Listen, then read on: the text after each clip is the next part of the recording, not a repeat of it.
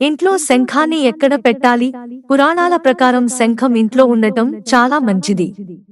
దానిని ఇంట్లో పెట్టుకోవడం వల్ల ఇంటికి శుభం కలుగుతుందని అంటారు. అందుకే దేవాలయాల్లోనే కాకుండా ఇళ్లలో కూడా శంఖాన్ని పెట్టుకుంటున్నారు. సాధారణంగా మనం శంఖాలను ఆలయాల్లో చూస్తాం. వాటిని మన ఇళ్లలో పెట్టుకోవాలనుకున్నవారు ఎక్కడ పెట్టి పూజించాలి, వాటికి ఎలా పూజలు చేయాలి, తీసుకోవాల్సిన జాగ్రత్తలు ఎంటనేవి తెలియవు.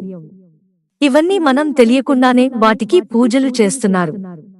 అయితే శంఖాన్ని కొనాలని నిర్ణయించుకున్నవారు ఇష్టం వచ్చినట్టుగా శంఖాన్ని కొనకూడదు. శంఖాన్ని ఇళ్లలో పెట్టుకున్నవారు ప్రతిరోజు పూజ చేయాల్సి ఉంటుంది. శంఖం విష్ణుమూర్తికి నిదర్శనం. కొన్ని రోజులు పూజలు చేసి ఆ తర్వాత ఇష్టం వచ్చినట్లు వదిలేస్తే ఇంట్లోకి నెగటివ్ ఎనర్జీ ప్రవేశిస్తుంది. నిష్ఠతో నిత్యం పూజలు చేస్తూ ఉండాలి.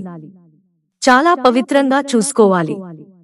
చాలా మంది ఇళ్లలోని పూజగదిలో పెడతారు. పండితులు చెప్పిన ప్రకారం ఒకేసారి 2 శంఖాలను కొనాలి. 2 ఊదడానికి కాదు. అందులో కేవలం ఒకటి ఊదేందుకు, మరోటి పూజ చేసేందుకు వాడాలి. దేనికి అది ప్రత్యేకంగా పెట్టాలి. పూజకు వాడే శంఖాన్ని నీటి శంఖం అంటారు. అయితే ఈ రెండింటినీ ఎప్పుడూ ఒకే దగ్గర పెట్టకూడదని అంటారు. శంఖం పెట్టే ప్రదేశాన్ని జాగ్రత్తగా పరిశీలించుకోవాలి. వాటితో రోజూ మనకు పని లేకపోవచ్చు. అయితే వాటిని పెట్టే ప్రదేశంపై తగు జాగ్రత్తలు తీసుకోవాలి. శంఖాలను ఎరుపు వస్త్రంలో లేదా ఏదైనా నూతన వస్త్రంలో చుట్టి ఉంచాలి. పూజకు ముందు ఆ తర్వాత కూడా శంఖాన్ని నీటితో కడిగేయాలి. ఎప్పటికప్పుడు శుభ్రంగా పెట్టాలి. నీటి శంఖాన్ని ముఖ్యంగా విష్ణు పాదాల వద్ద పెట్టవచ్చు. నీటి శంఖంలో ఎప్పుడూ నీరు ఉండేలా జాగ్రత్త పడాలి.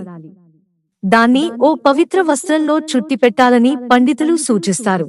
మిత్రులారా, ఛానల్ సబ్స్క్రైబ్ చేసుకోవడం మర్చిపోకండి. ధన్యవాదాలు.